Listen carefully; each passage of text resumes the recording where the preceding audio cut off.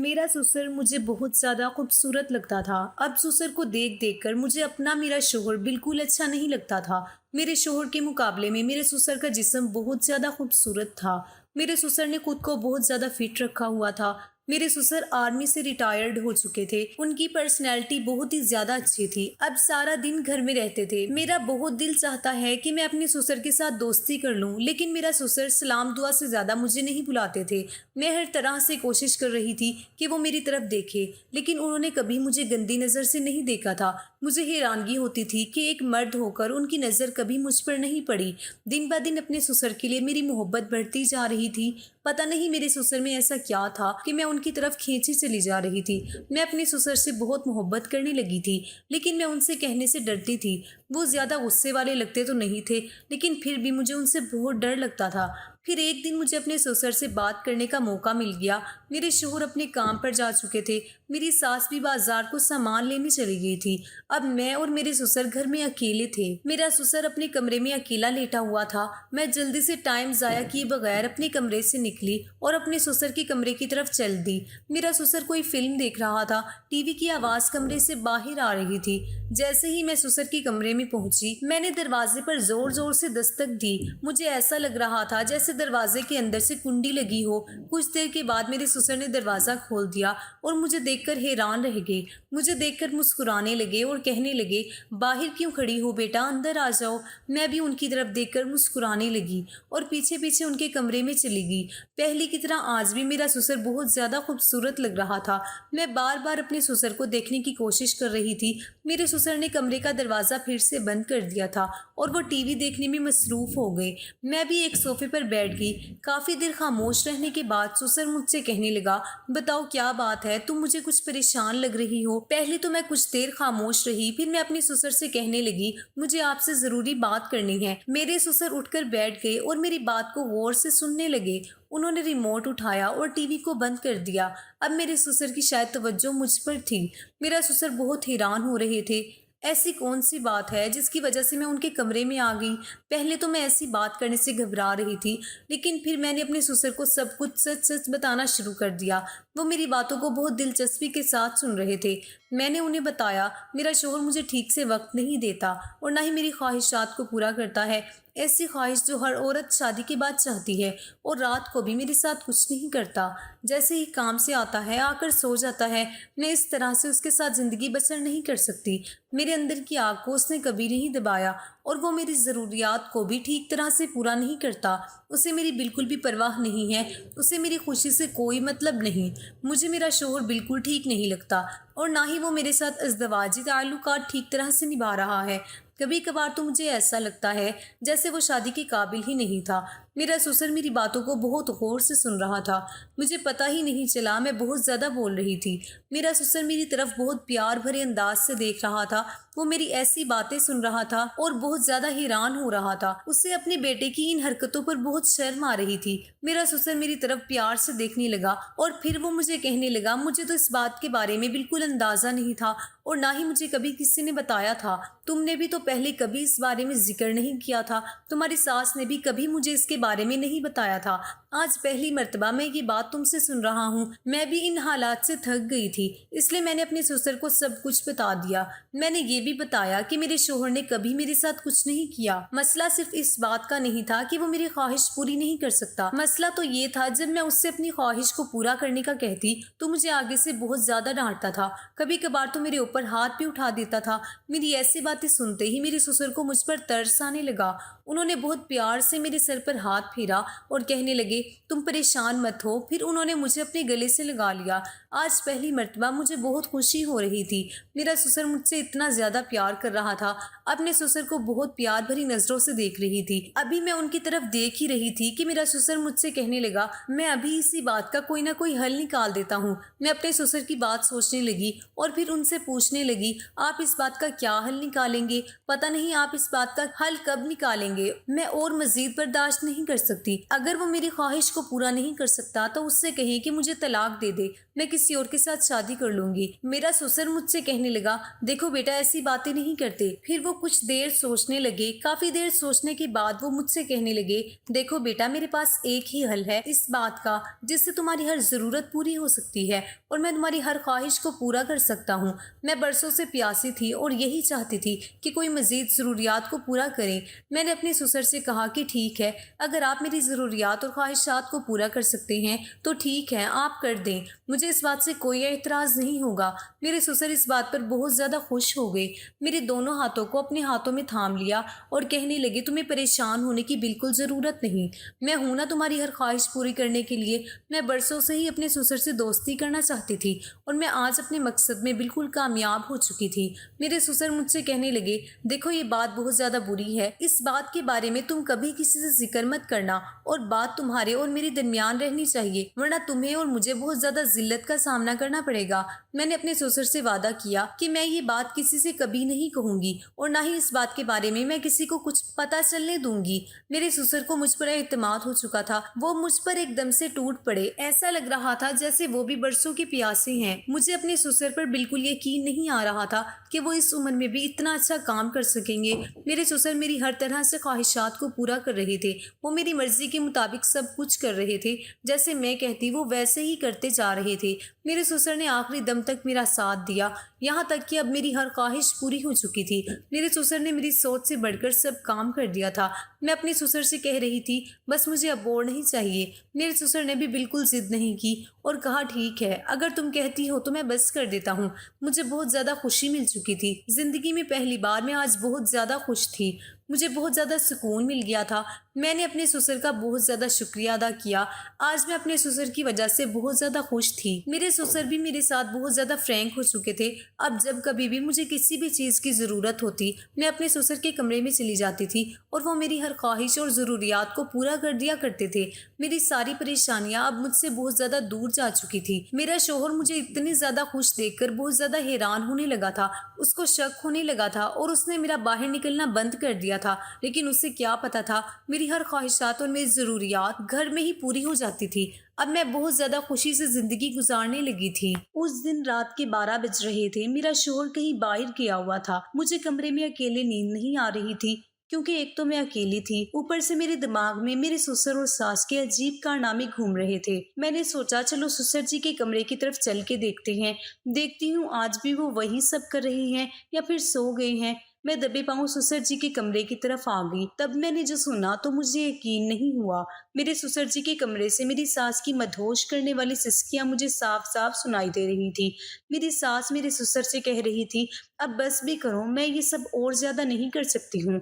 तुम बूढ़े हो गए हो लेकिन अभी भी तुम ये सब करते हुए थकते नहीं हो। तब मेरा ससुर मुस्कुरा जाता है और कहता है, मैं अभी कहाँ बूढ़ा हुआ हूँ, अभी तो जवान हूँ और सारी रात मैं तुम्हारे साथ ये सब कर सकता हूँ। तुम ही बड़ी जल्दी थक जाती हो।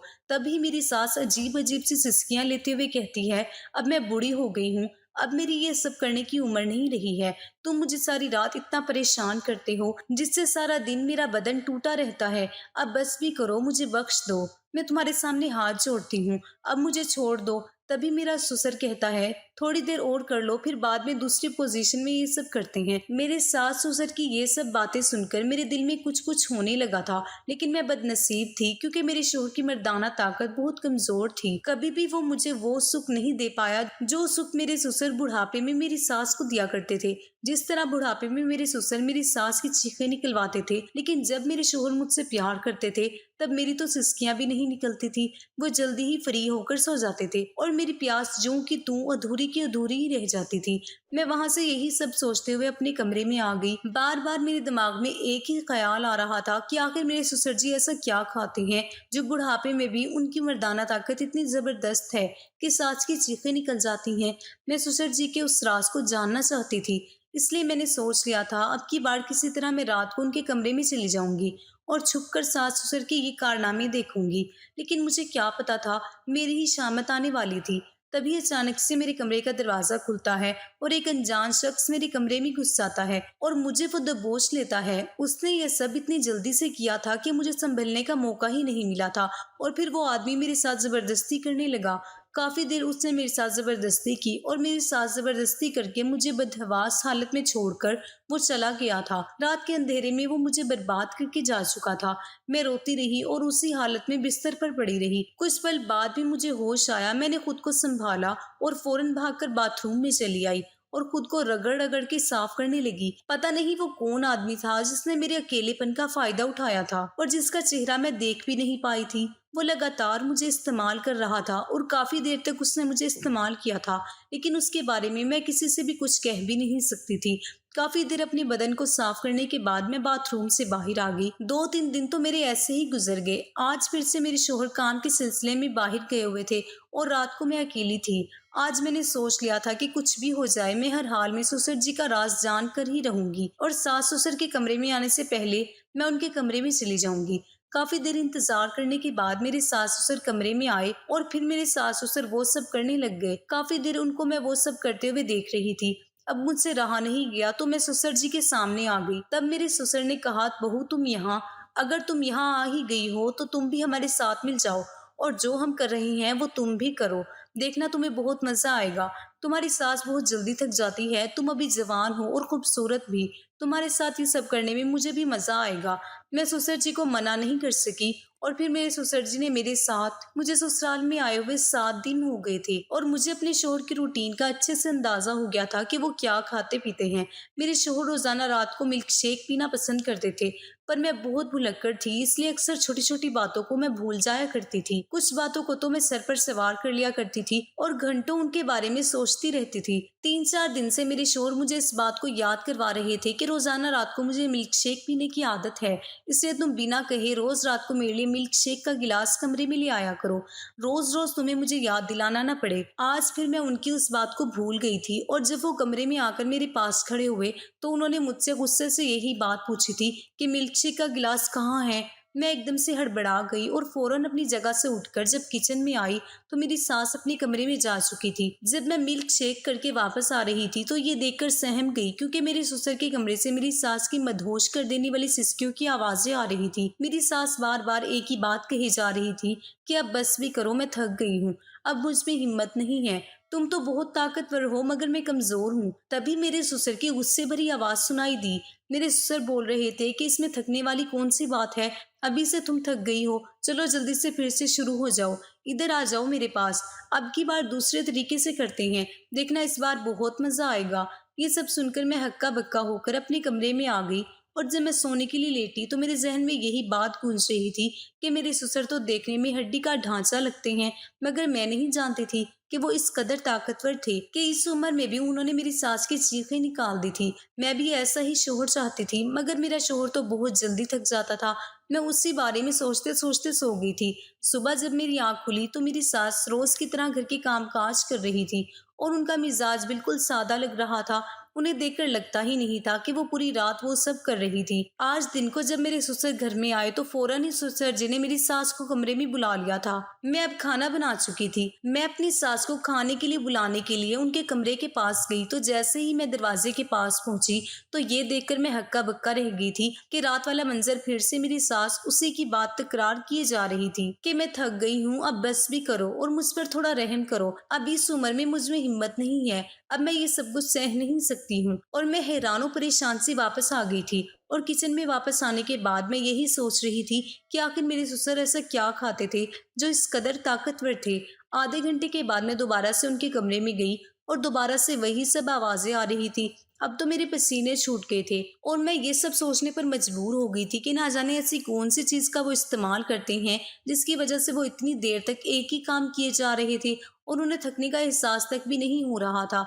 अब मैं दिल ही दिल में ये जानना चाहती थी कि मेरी सास उन्हें ऐसा क्या देती है कि वो इतनी देर तक थकते नहीं थे। मैं ये सब सोच ही रही थी। 20 मिनट के बाद मेरी सास खुद ही कमरे से बाहर आ गई थी।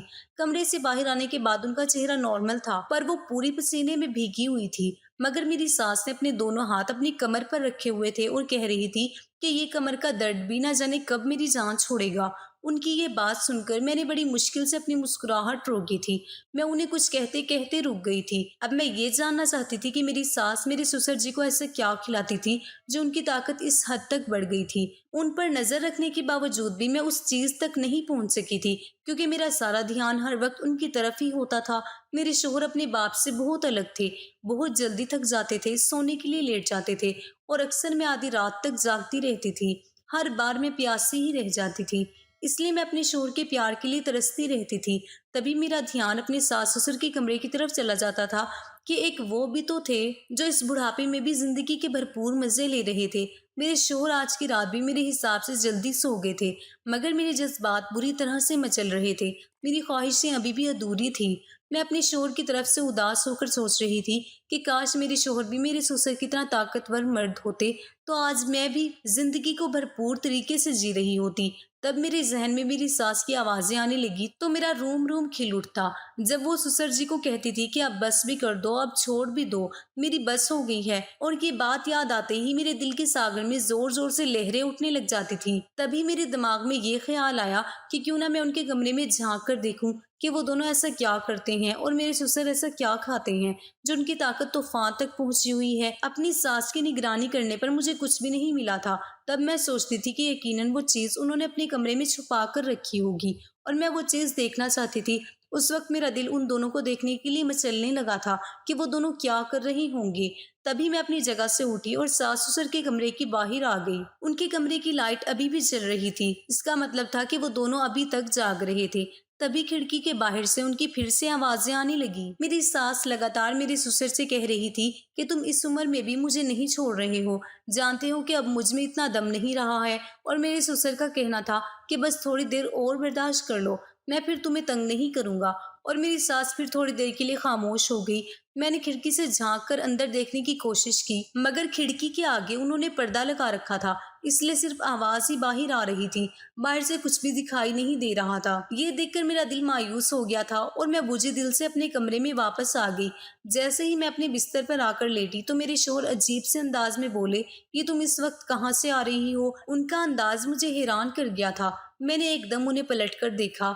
मेरे शोहर अपनी जगह से उठ बैठ गए और मुझे अजीब सी नजरों से घूरते हुए बोले कि तुम क्या समझ रही थी कि मैं सो रहा हूँ तो तुम कुछ भी कर लोगी और मुझे पता नहीं चलेगा। उनका अंदाज मुझे हैरान और परेशान कर गया था। मेरे शोहर बोले, सच सच बताओ कहाँ पर गई थी तुम?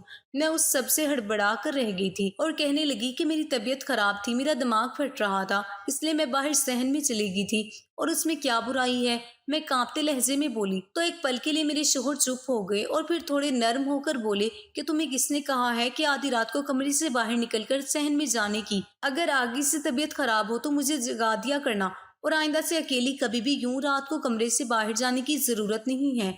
ये कहकर वो फिर से नींद की वादियों में खो गए थे, ये जाने बिना कि मेरे दिल में क्या तूफान मचल रहा था। मैं उनके साथ के लिए तरस रही थी। वो समझने को तैयार ही नहीं थे कि मैं अभी भी प्यासी हूँ, इसीलिए यूं रातों को नींद नहीं आती है। हाय अल्लाह, मेरी फूटी किस्मत। मगर मैं कर भी क्या सकती थी? मुझ में खुद से उनके पास जाने की हिम्मत भी नहीं थी और ना जाने कब मैं नींद की आगोश में चली गई। मैं अब हर दिन रात उनकी यही आवाजें सुनती रहती थी जो मेरे अंदर आग पैदा करती थी, और मुझे भी किसी ऐसे ही मर्द की तलाश थी जो मेरी चीखें निकाल कर रख दे।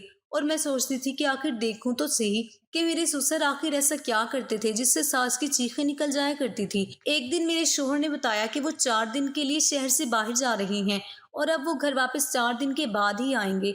जब उन्होंने मुझे ये बात बताई तो मेरे दिमाग में एक अच्छा सा ख्याल आया और मैं सोचने लगी कि क्यों ना मैं इस ख्याल पर अमल करूं। मैं उस बारे में जान सकती हूँ कि बंद कमरे में आखिर सास के साथ क्या होता है। मेरे सास ससुर शाम को खाने के बाद गार्डन में टहल रहे थे और साथ एक दूसरे से बातें भी कर रहे थे। मैं उन दोनों को देखकर हैरान रह गई थी। इतना वक्त एक साथ गुजारने के बाद भी इस उम्र में भी उन दोनों में इतनी मोहब्बत थी और छोटी मोटी सभी बातें वो एक दूसरे से करते थे। मेरी जिंदगी उन दोनों से काफी अलग थी। ये लोग उम्र के इस हिस्से में पहुंच जाने के बावजूद भी अभी तक जिंदगी को भरपूर तरीके से जी रहे थे, और हम दोनों थे जो जल्दी ही फ्री होकर सो जाते थे। उस दिन मैंने जल्दी जल्दी अपने सारे काम खत्म किए और फिर अपनी सास के कमरे में जाकर छुप गई।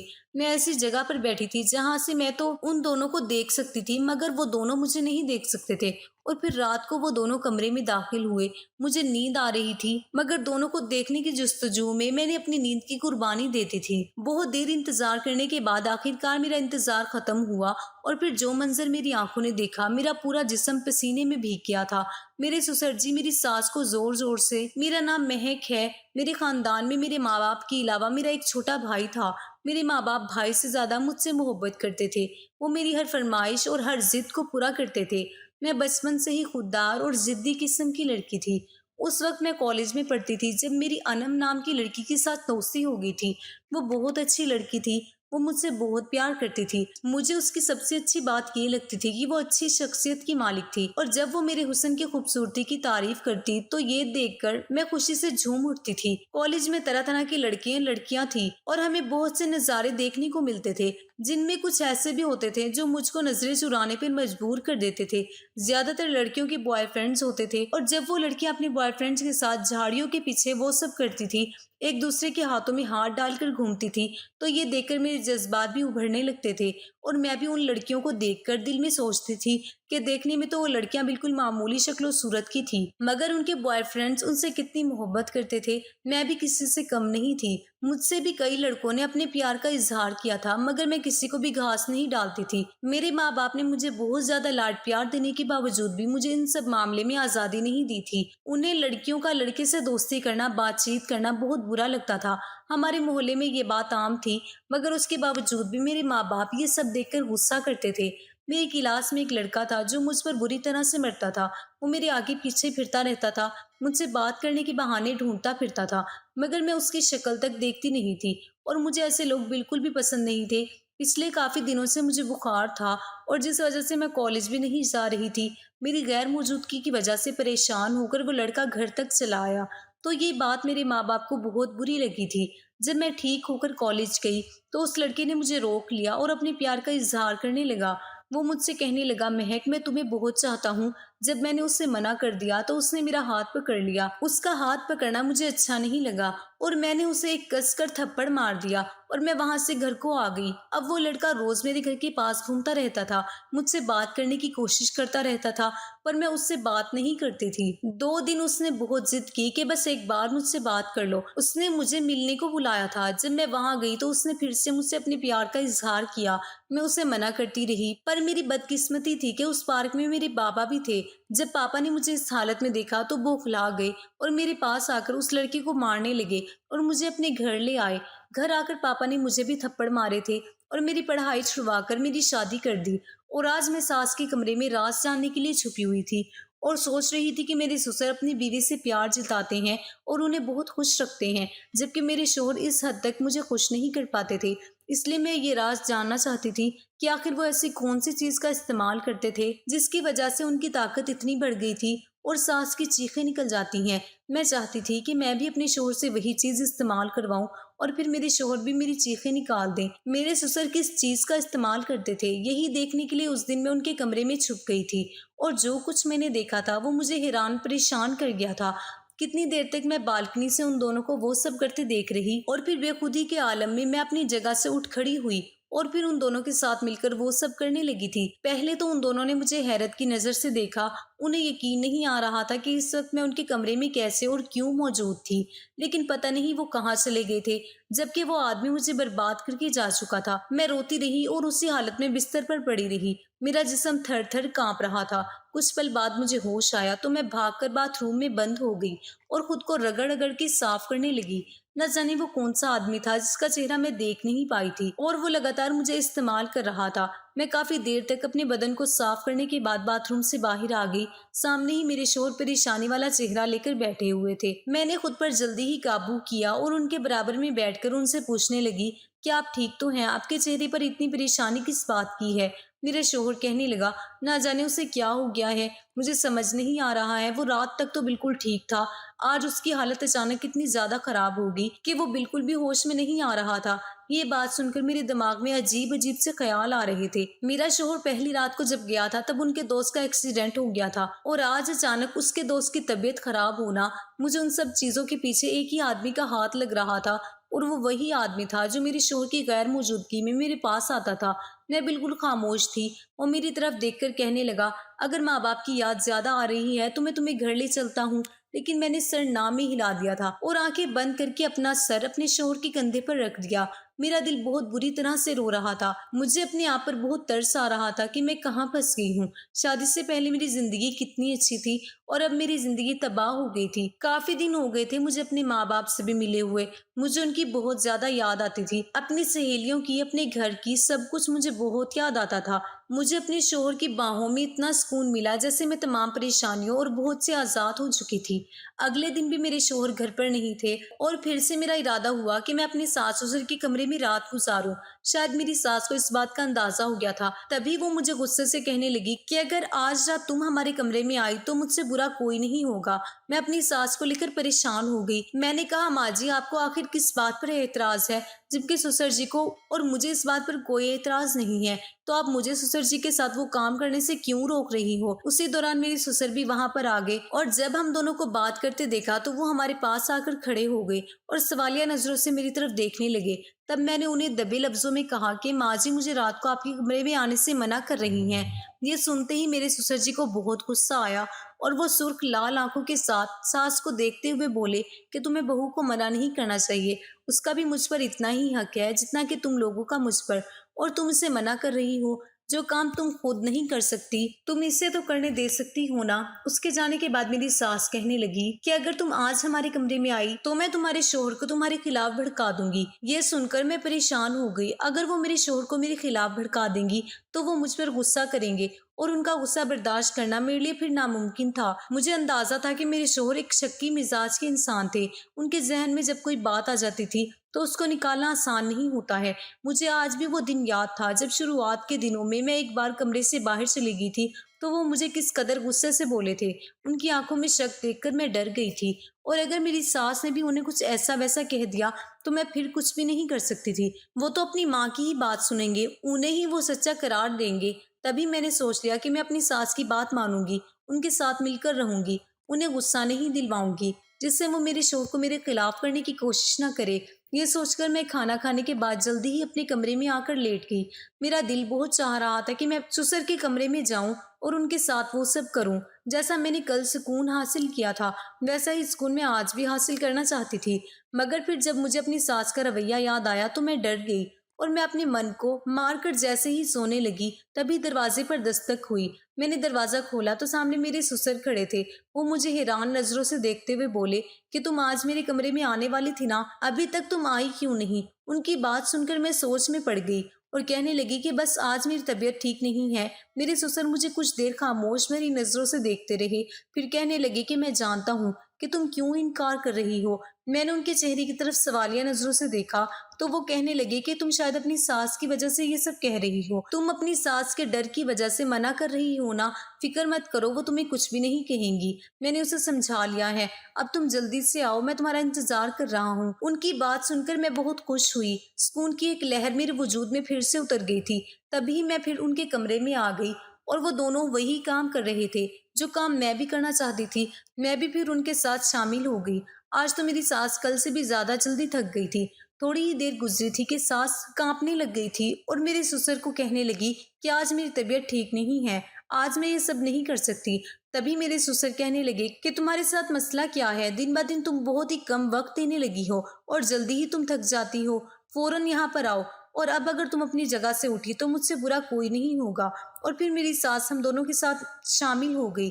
काफी देर तक हम उसी काम में बिजी रहे। कुछ देर बाद मेरी सास फिर से एक तरफ हो गई और कहने लगी कि अब मेरी बस हो गई है, अब मुझ में और हिम्मत नहीं है। उसके बाद हम दोनों ही वो काम करते रहे और फिर काफी देर के बाद जब मैं थक कर चूर हो गई तो मेरे ससुर खुद ही मुझे कहने लगे कि अब तुम भी चली जाओ, तुम बहुत थक गई हो। और जैसे ही मैं अपने बेड पर आकर लेटी तो नींद की वादियों में चली गई थी। मैं यही सोचते सोचते सो गई थी कि आज तो मुझे कल से ज्यादा सुकून हासिल हुआ है।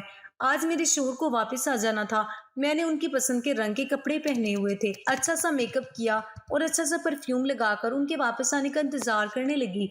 तभी उनकी कॉल आई कि वो आज भी वापस नहीं आ सकते, आज भी वहीं पर रहेंगे। ये सुनकर मैं उदास हो गई थी। मैंने तो उनके लिए कितनी सारी तैयारियां की थी। आज रात के लिए मैंने क्या कुछ नहीं सोचा था। मेरे सारे अरमान मिट्टी में मिल गए थे। तभी अचानक से किसी के दरवाजे पर दस्तक हुई। जब मैंने दरवाजा खोला तो सामने मेरे ससुर खड़े थे। उनकी नजर मेरे ऊपर पड़ी तो वो अजीब अंदाज में मुझे देखते हुए कहने लगे, बहू आज तुम बहुत खूबसूरत लग रही हो। उनके मुंह से अपनी तारीफ सुनकर मैं शर्मा गई। तभी वो कहने लगे, बहू अब फौरन से कमरे में आ जाओ, मैं तुम्हारा इंतजार कर रहा हूँ। मैं उनके कमरे में आ गई और फिर से हम तीनों मिलकर वो सब करने लगे थे। अब मेरा दिल कर रहा था कि मैं रोज रोज सर जी के कमरे में ये काम करूं। अगले दिन मेरे शोहर भी घर वापस आ गए थे। वो मुझे अपनी बेताबियां, अपनी मोहब्बत की कहानियां सुनाने लगे कि वो मेरे बगैर कितने बेचैन थे और मुझे कितना याद करते थे। उनकी बात सुनकर मैं भी बहुत खुश हो गई। आखिर उन्हें मेरा एहसास हो ही गया। उन्हें भी मेरी कमी महसूस होती थी। तभी मैंने उनके सीने पर अपना सर रख दिया और फिर सुकून की नींद सो गई। अब मैं रोज अपने शोहर के सोने के बाद सास ससुर के कमरे में चली जाती थी और फिर आधी रात तक हम उसी काम को करते रहते थे। एक रात जब मैं ससुर के कमरे से अपने कमरे में वापस आई तो मेरे शोहर सख्त गुस्से में थे। मुझे कहने लगे कि मैंने तुम्हें मना किया था ना कि तुम रात को कमरे से बाहर मत जाया करो, मगर तुमने मेरी बात नहीं मानी। बताओ तुम कहाँ गई थी? मैं उनके पास बैठे हुए बोली कि मैं आपकी माँ जी के कमरे में थी। ये सुनकर वो हैरान रह गए और बोले कि तुम इस वक्त मेरी माँ के कमरे में क्या कर रही थी? वो शक की नजरों से मुझे देखने लगे। मैं कहने लगी कि उनके साथ मुझे काम था इसीलिए गई थी। वो चुप हो गए। उन्होंने फिर उसके बाद कोई बात नहीं की थी। अब जब मैं हर दूसरे तीसरे दिन सुकून हासिल करने के लिए अपने सास ससुर के कमरे में जाने लगी तो मेरे शोहर मुझसे ये बात पूछने लगे कि कौन सा काम करने जाती हो तुम माँ के पास? मैंने कुछ नहीं कहा और वहां से जाने लगी तो मेरे शोहर ने मुझे खींचकर बेड पर धकेल दिया और गुस्से से बोलने लगे। अपने शोहर को मैं इतने गुस्से में देखकर डर गई थी और डर के मारे में बताने ही जा रही थी कि तभी दरवाजे पर दस्तक हुई तो मेरे शोहर ने जाकर दरवाजा खोला। सामने ससुर जी थे। ससुर जी को मेरे शोहर से काम था, इसीलिए ससुर जी मेरे शोहर को लेकर कमरे से बाहर निकल गए। मेरे शोहर के जाने के बाद मैंने ठंडी आह भरी। जब एक रात मैं ससुर जी के कमरे में गई तो शायद मेरे शोहर सोए नहीं थे। वो मुझे तलाश करते हुए सास ससुर के कमरे में आ गए और वो सब करते देखकर वो बहुत हैरान हो गए। जब हमें रात के टाइम पर योगा करते देखा तो कहने लगे, ये आप लोग क्या कर रहे हैं? तभी मेरी सास योगा को छोड़कर सोफे पर बैठते हुए बोली, काफी दिनों से तुम्हारे पापा हमसे योगा करवाते हैं। उनका कहना है कि सुबह के टाइम पे योगा करने से ज्यादा फायदा रात के टाइम योगा करने में होता है, क्योंकि सुबह के टाइम हमारा बदन सारी रात सोने की वजह से डीएक्टिवेट होता है और शाम को 7 बजे के बाद हमारा जिस्म एक्टिव रहता है। इसीलिए रात के टाइम योगा करने से बहुत ज्यादा फायदा मिलता है। मैं तो जल्दी थक जाती हूँ, मगर तुम्हारी बीवी और तुम्हारे पापा तो कितनी देर तक इस काम को करते रहते हैं। न जाने ये दोनों क्यों नहीं थकते। ये देखकर मेरे शोहर ने मुझे मुस्कुराती हुई नजरों से देखा और कहने लगे कि हाँ, मेरी बीवी बहुत अच्छी है और कभी भी ये किसी खास काम को करते हुए नहीं थकती है। ये बात उन्होंने खुशी के अंदाज में कही थी। ये सुनकर मैं शर्मा गई थी और फिर उसके बाद मेरे शोहर भी हमारे साथ उस काम में शामिल हो गए थे और हम चारों मिलकर रोज योगा करने लगे। कहानी कैसी लगी कमेंट करके जरूर बताइए। साथ में चैनल को सब्सक्राइब नहीं किया हो तो चैनल को सब्सक्राइब करके वीडियो को लाइक कर दीजिएगा। शुक्रिया। अल्लाह हाफिज।